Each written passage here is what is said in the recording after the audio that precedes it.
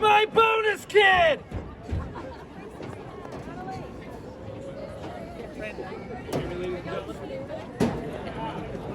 How about now?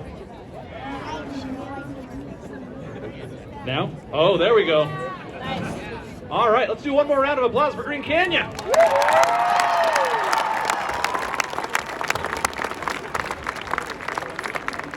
It's awesome to see these shows, and like Mr. Yoder said, we don't always get to see each other's shows, and so it's great. But then it's also fun throughout the season. I'd encourage everybody who's here, if you can, get out to a competition, especially to BVI right here in town, because the shows change and they grow and they develop, and you'll see some of the shows today are still in kind of a pre-production stage.